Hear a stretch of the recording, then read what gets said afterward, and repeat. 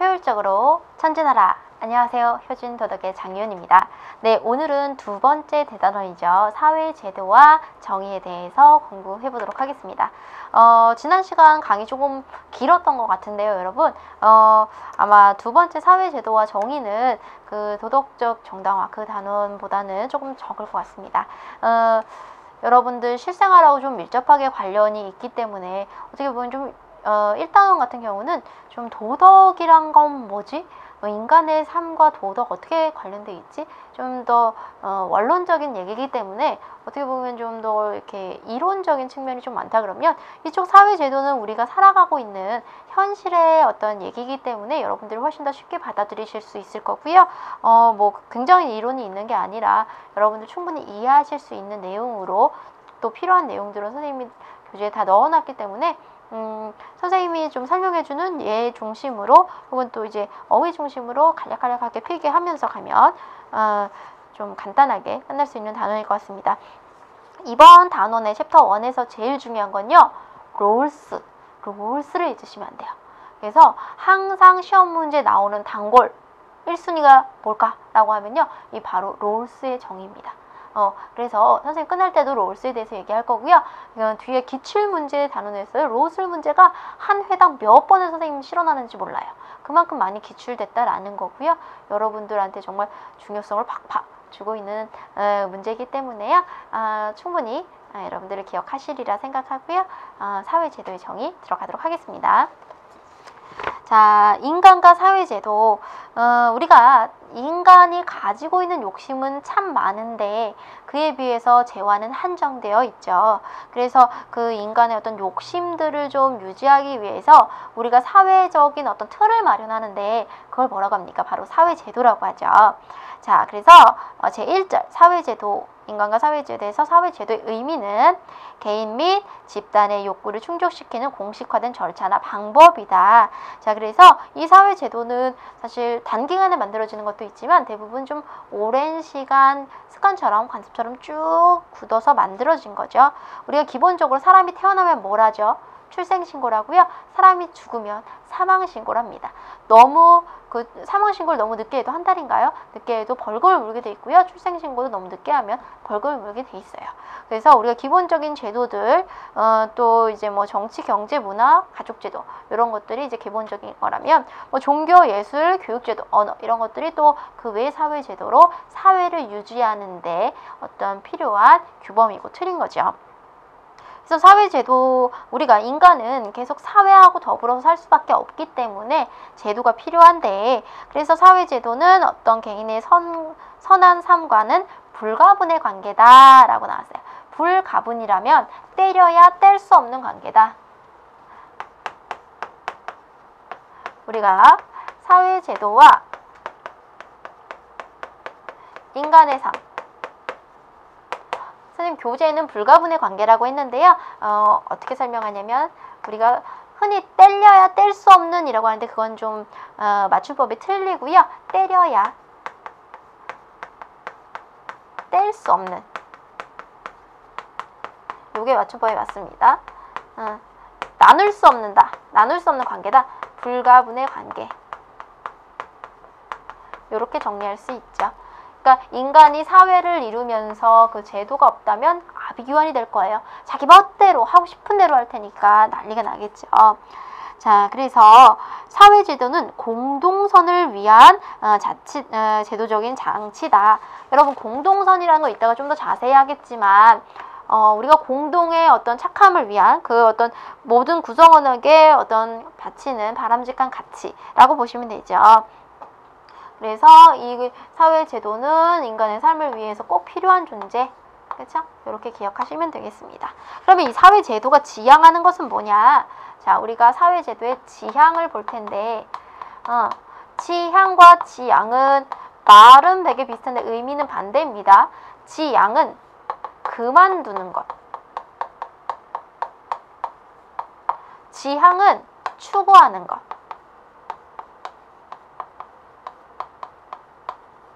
여러분 고졸 검정고시 합격을 지향합니까? 지향합니까? 지향하죠.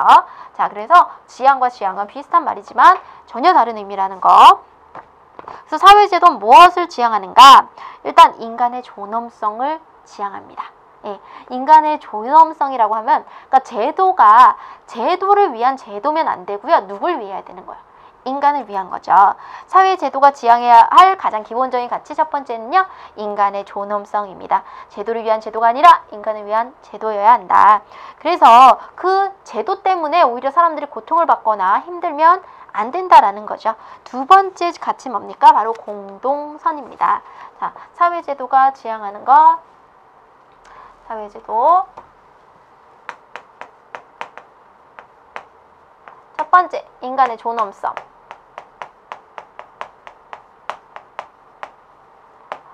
여러분은 필기가 되어 있으시니까 두 번째는요, 공동선. 이 공동선이란 개념을 좀 알아두어야 되겠죠. 자, 사회제도는 모든 구성원에게 바람직한 가치를 추구해야 되고요. 특정 개인이나 계층의 이익이 아니라 모든 구성원에게 바람직한 가치를 추구해야 되고, 민주적인 절차, 제도를 통해서 공동선을 지향해야 한다. 그래서 그 구성원들에게 바람직한 가치를 추구하면서 구성원 모두에게 좀 바람직한 가치,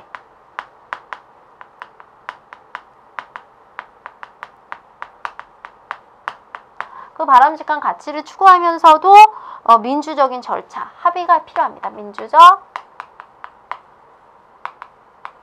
우리가 뭔가 결과적으로 중요한 것도 중요하지만 그거를 도출하는 방법이 되게 중요하다는 거죠. 그렇죠? 자, 그러면서 이제 마지막으로 채워지는 게 바로 정의죠. 그래서 이 사회제도의 정당성이라고도 볼 수 있는데 한쪽으로 치우치지 않고 공평한 거, 우리가 공정성이라고 할 수 있는 이런 것들까지도 우리가 사회제도 갖추고 있어야 된다는 거죠. 그래서 이제 우리가 공평하지 않을 때 많은 문제들이 참 발생하죠. 학교에서도 어떤 학생과 어떤 학생을 좀 다르게 대할 때, 뭐 예를 들어 규칙인데도 공부를 잘하는 애와 공부를 못하는 애를 다르게 대할 때 문제가 발생하죠. 그렇죠? 그래서 우리는 그런 공평하지 못한 것에 대한 어떤 부당한 사회 문제가 발생하지 않게 하기 위해서 제도가 이 세 가지를 좀 준수해야 된다는 거죠. 자, 그러면 우리 세 개 중에서 좀 가장 화두가 되고 있는 것 중 하나가 뭡니까? 정의인데요. 정의에 대해서 좀 보도록 하죠. 요즘은 어떻게 될지 모르겠어요. 한동안 그 하버드 교수인가요? 마이클 샌델의 정의란 무엇인가가 서점가에서 베스트셀러를 차지하고 했었는데요. 그만큼 우리가 정의에 대해서 사람들의 관심이 굉장히 높습니다.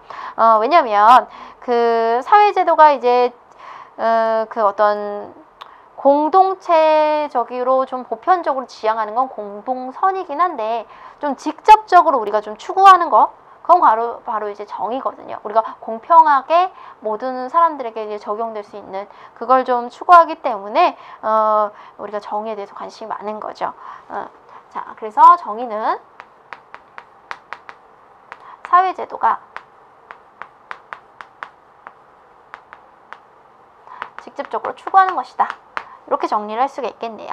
그러면 이 정의에 대해서 우리가 동양에서 정의하는 거, 그 다음에 서양에서 정의하는 거, 이렇게 좀 다릅니다. 자, 그럼 볼까요? 동양에서의 정의는요, 의로움, 의리, 그쵸? 동양은 의리에 대해서 되게 강조를 하죠. 그래서 무엇이 가장 정의롭나, 그쵸? 이런 걸 좀 되게 중요하게 생각했는데요. 서양에서는요, 서양은 좀 예로부터 개인주의, 합리주의가 좀 발달했잖아요. 우리는 좀 공동체, 너하고 내가 남일까, 의리 막 이런 거 강조했다면요, 각자에게 그의 몫을 주는 거, 정당한 분배, 뭐 이런 것들에 대해서 굉장히 많이 관심이 있었어요. 정당한 그의 몫. 그렇다고 한다면 세 번째 22페이지 의로움 또는 정당함의 기준. 정의로움이라는 거는 어떤 기준이냐에 따라서 좀 의미가 좀 달라질 수 있죠. 그러니까 그 동양에서 말하는 의미, 의로운 거, 그 다음에 정당한 거, 이게 이제 정의인 것 같아요. 그쵸? 그러면 그 기준이 어떻게 되느냐, 이제 우리가 좀 봐야 한다는 거죠. 자, 그러면 정의를 보기 앞서서 우리가 그 사회제도의 어떤 그 공정한 제도, 불공정한 제도를 통해서 우리가 정의로운 또 사회 제도 이끌어내 보도록 하죠. 자, 일단 공정한 제도와 불공정한 제도를 보면요. 공정한 제도는 앞에서 얘기했던 이런 공동선 같은 걸 추구하는 것들이죠. 인간의 기본권을 보장하고 공동선을 실현하고 우리가 합의에 근거하고, 그렇죠? 그 다음에 불공정한 건요, 합의가 없고 반대예요.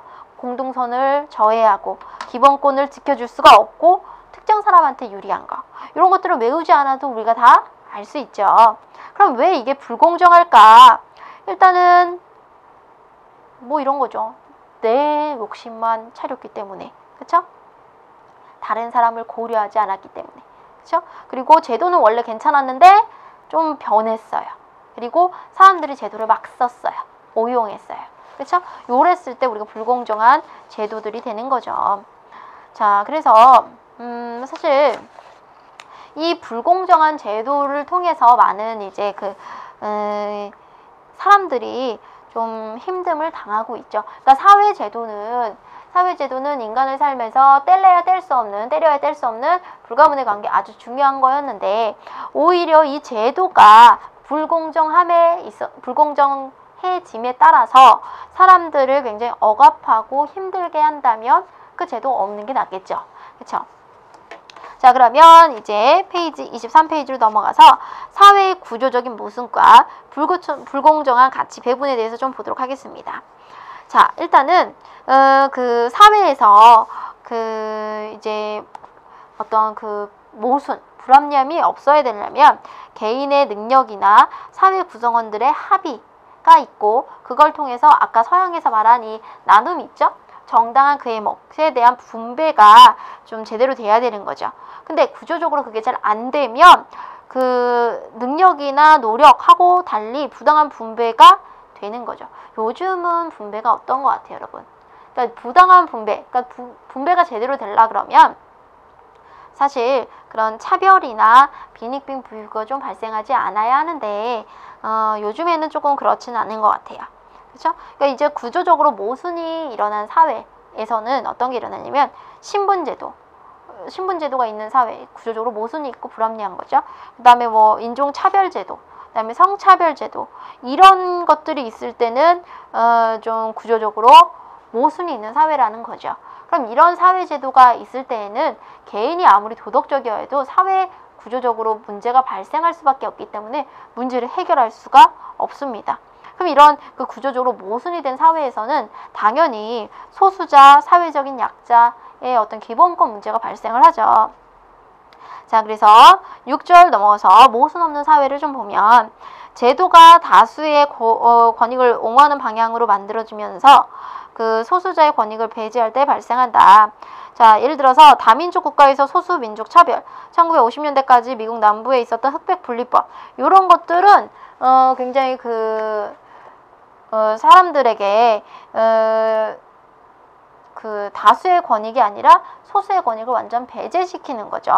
백인과 흑인이, 흑백 분리법은 백인과 흑인이 학교도 다르게 다니고, 그 다음에 이제 좌석도 다르게 앉고 이랬다는 거예요. 우리가 좀 가장 민주적인 나라라고 생각하는 미국에서조차도 이런 지금 문제가 있었다는 거죠. 근데 지금 그런 것들이 많이 폐지됐음에도 불구하고 실질적으로 사람들의 의식에서는 아직도 흑인과 백인에 대한 차별이 존재하기 때문에 미국에서는 뭐 총기 난살 사고라든지 이런 좀 인종차별 문제가 여전히 계속되고 있죠. 그럼 우리 사회는 좀 어떠냐? 우리 사회의 기본권 침해 사례는 뭐 이런 것들이 있죠. 장애인들이 차를 타고 가기 어렵죠. 특히 버스 같은 경우도 휠체어를 타고 가기 어려워서, 요즘은 좀 많이 바뀌어서 저층 버스 뭐 이런 것도 많이 나오긴 하는데 사실상 많이 이용하기 어렵죠. 왜냐면 그게 이게 타고 내리는데 시간이 걸리기 때문에. 또 국내에 체류 중에 어떤 외국인 노동자들 있죠.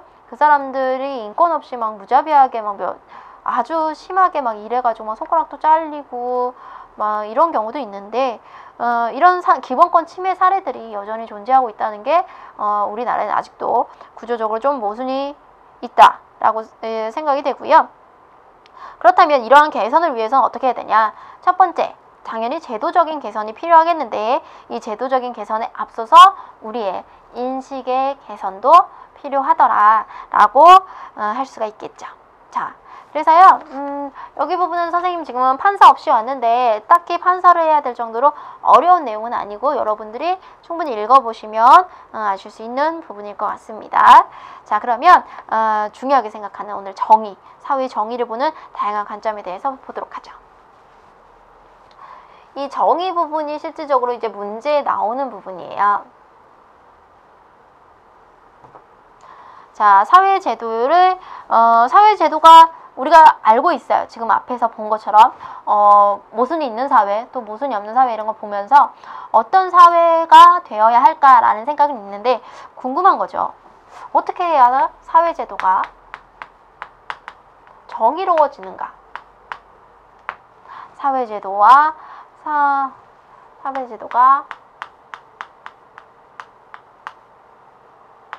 정의로워야 한다? 이렇게 선생님 판사형이지만 의문으로 Q를 한번 달아봤습니다. 자, 그러면 볼게요. 사회제도가 정의롭지 못한 경우는 사회제도가 공평하지 못할 때, 또 공평하거나 일부 사람들한테만 유리하거나 불리하게 작용되면 정의롭지 못하다라는 거죠. 자, 그러면 정의를 보는 다양한 관점 중에 우리가 형식적 정의, 실질적 정의, 절차적 정의 2, 3, 4를 보도록 하겠습니다. 자, 정의로워야 한다. 그럼 정의가 뭔데? 라는 거죠. 첫 번째는 형식적인 정의. 두 번째, 실질적 정의. 세 번째, 절차적 정의. 자, 형식적 정의는 말 그대로 그 규칙이 누구에게나 공평하고 일관되게 적용되는 겁니다. 그래서 공평한 적용이다.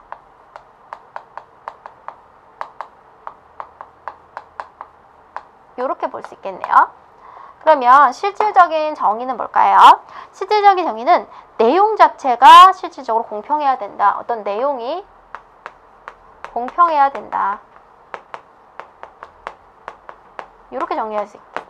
그럼 절차는 뭡니까? 우리가 어떤 절차라는 건 방법일 텐데, 이 지금 그 어떤 내용이 굉장히 정의롭다 하더라도, 공평하다 하더라도 구성원 간의 어떤 합의가 이루어지지 않으면 절차적인 정의는 생기지 못했다 라고 볼 수가 있는 거죠.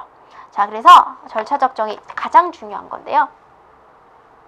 사실은 셋 다 중요하지만 요즘 좀 화두가 되는 절차적 정의, 시험 문제에서 셋 중에 좀 가장 많이 나오는 것인데요. 우리가 왜 절차적 정의에 관심을 갖느냐? 정의의 내용이 무엇인가에 대한 어떤 합의가 되게 어렵기 때문에 굉장히 우리가 중요하게 생각한다라는 거죠. 자, 그러면 어떤 게 있냐면요. 여러분, 경제가 성장하는 게 먼저일까요? 아니면 우리가 먼저 그 성장한 경제를 바탕으로 평등한 분배를 하는 게 중요할까요? 이거에 대해서 어떤 사람들, 기업하는 사람들은요, 앞이 먼저 중요하다라고 할 수 있겠고요. 먼저 그 서민들은요, 평등한 분배가 중요하다라고 생각하는 사람도 있겠죠. 그래서 이거에 대해서 우리가 합의를 도출하는 게 참 어려워요. 그러니까 이 합의 도출의 내용이 어렵기 때문에 우리가 최근 절차적 정의에 대해서 관심을 갖게 되는 거죠.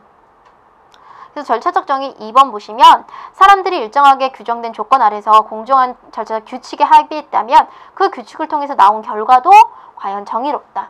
그래서 이게 합의에 의해서 도출된 어떤 결과가 둘 중에 하나를 택했다면 그것도 정의롭다고 보는 거죠. 예를 들어서 큰 아이하고 작은 아이가 있어요. 키가 큰 아이와 작은 아이가 있는데 누가 떡을 많이 먹을까 적게 먹을까를 이제 둘이서 나눠야 하는데 큰 아이는 이렇게 얘기하죠. 내가 크니까 너보다 필요한 열량이 많으니까 내가 많이 먹어야 돼. 작은 아이는 뭐라고 할까요? 내가 너보다 작잖아. 그러니까 앞으로 커야 되니까 내가 더 많이 먹어야 돼. 떡을 가지고 이렇게 다른 입장을 가질 수가 있죠. 그러니까 예를 들어 누가 자르고 떡으로 설명하면요. 누가 고르는가의 문제죠. 그렇죠? 절차정의 얘도 하나 적어줄까요? 떡을 여러분들 적으시고 누가 떡을 자르고 누가 고르느냐. 이런 문제라는 거죠. 그러니까 예를 들어 뭐 자르는 건, 떡을 자르는 건 큰아이가 자르고 걔가 먼저 잘랐으니까 고르는 건 나중에 고르던지, 이런 것들이 합의가 좀 필요하다는 거죠. 그쵸? 그래서 일단 장점은 서로 이제 어떤 구조에 대해서 합의하면 이제 공정하게 될 건데, 단점은 이제 좀 어떤 사람들은 자기에게 유리하게 규칙을 만들려고 유도한다면 그건 좀 나쁜 거라는 거죠. 그래서 어쨌든 공정한 상황에서 공정한 원칙으로 하는 것이 좀 정의롭다라는 거. 그래서 얘가 합의에 대한 어떤 공정성,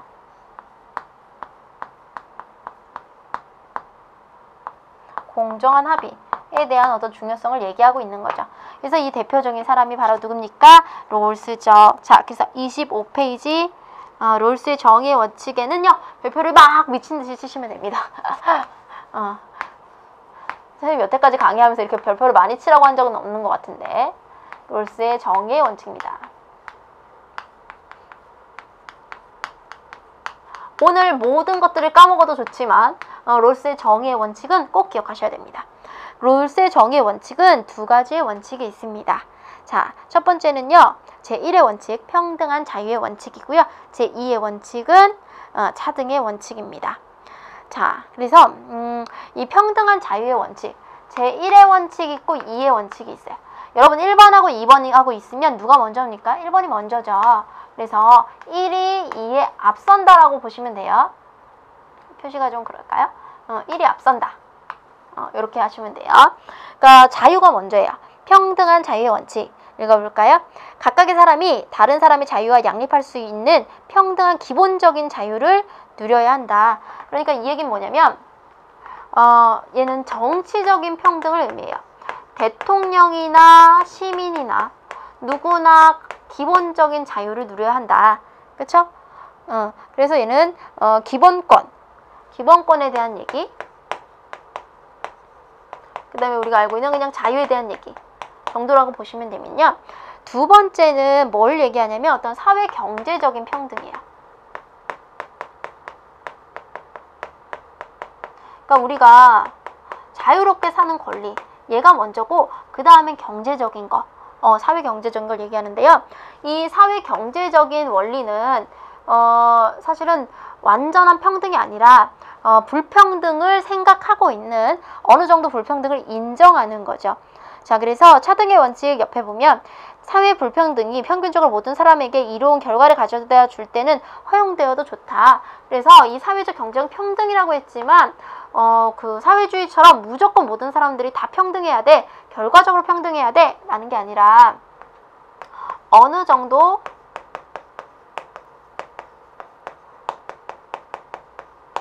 불평등은 인정하고 있다는 거죠. 자, 그래서 첫 번째, 기회균등의 원칙이 있습니다. 여기 아이라 쓸까요? 기회균등의 원칙. 자, 있는 그대로 보시면 돼요. 기회를 균등하게 주는 거예요. 자, 그래서 불평등의 계기가 되는 지위에 접근할 수 있는 기회 자체는 모두에게 주라는 거죠. 예를 들어서 요즘에 나오는 것들이요. 공무원 시험 연령이 어떻게 됐습니까? 폐지됐죠?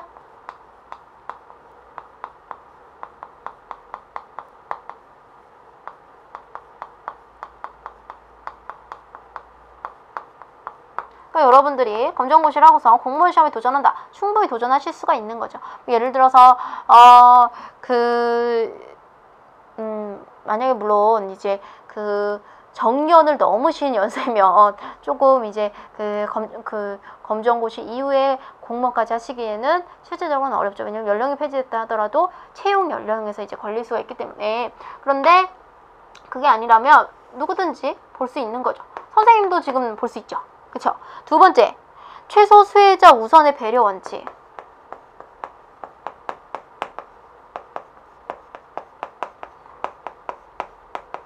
자, 우리가 경제적인 불평등을 인정하면 이렇게 최소 수혜자, 사회적인 약자죠, 장애인, 그 다음에 노인들은 굉장히 좀 뭐라 그럴까, 이익을 받기가 어렵죠. 그러니까 이 사람들을 어떻게 합니까? 보호하는 거죠. 배려하는 거예요. 대표적으로 뭐 있어요? 장애인 우선 고용, 장애인 우선 고용. 이런 것들이 이 예에 해당하는 거죠. 그쵸? 자, 그래서 얘가 자유의 원리에 해당한다면요. 자유의 원리. 얘는 이 두 번째 차등의 원리는요. 분배의 원리에 해당합니다. 분배의 원리. 그래서 분배의 정의라고도 할 수도 있는데, 그래서 뒤에 가면 분배 부분에서 한 번 더 나옵니다. 어느 분배가 공정한가에 대해서 이제 그 롤스의 분배의 어떤 정의, 뭐 여기에서 또 한 번 따오니까요. 아주 중요하죠. 시험 문제는 그럼 1원칙, 2원칙 중에 어느 게 더 잘 나옵니까? 라고 묻는다면 선생님은 2원칙이 더 잘 나온다 라고 얘기를 해드리겠습니다. 다른 색깔 펜을 쓰고 싶은데 파란색을 찾았습니다. 자, 2원칙이 훨씬 더 잘 나옵니다. 그쵸? 그래서 이 얘도 기억하셔야 돼요. 얘가 시험 문제도 잘 나옵니다. 자, 그래서요. 이제 정리를 할게요. 정의로운 사회 제도를 향한 우리의 과제입니다. 절차적 정의는요. 한계가 있어요. 그러니까 다수가 합의를 했는데 그 다수의 합의가 사실 잘못된 결과가 나올 수도 있죠. 옛날에 그 플라톤이 민주주의 정치가 사실은 중우 정치가 될 수도 있다. 그러니까 다수결이요 사실은 항상 옳은 건 아니죠. 왜냐하면 소수의 이익이나 소수의 권리 또 소수의 목소리를 묵살할 수 있기 때문에 그래서 다수의 행포를 나올 수가 있다. 그래서 중요한 건 뭐냐면 실질적인 내용과 이 합의가 같이 가야 된다는 거죠. 그렇죠? 그래서 물론 형식적인 것도 플러스. 자, 그래서 결국에는 이 사회제도는 어떤 사회제도여야 하냐, 공동선을 실현할 수 있어야 되고요. 또 인간의 기본권을 좀 보호할 수 있어야 되고 소수자와 사회자의 배려를 할 수 있는 그런 제도여야만 한다라고 이제 정리할 수 있겠습니다. 자, 여러분 오늘 배우신 것 중에 제일 중요한 건요. 롤스의 정의의 원칙이었습니다. 꼭 잊지 마시고요. 자기 전에 한번 이렇게 포스트잇 같은 데 쓰셔서 이렇게 3군데 정도 이렇게 딱 붙이면요. 암기가 계속 된다고 해요. 그래서 여러분들 암기하시고 롤스의 정의만큼은 잊지 마시고요. 다음 시간에 그러면 우리가 겪고 있는 어떤 사회 제도를 이번 시간에 봤다면 우리가 겪고 있는 사회 윤리의 문제는 어떤 것이 있는지 살펴보도록 하겠습니다.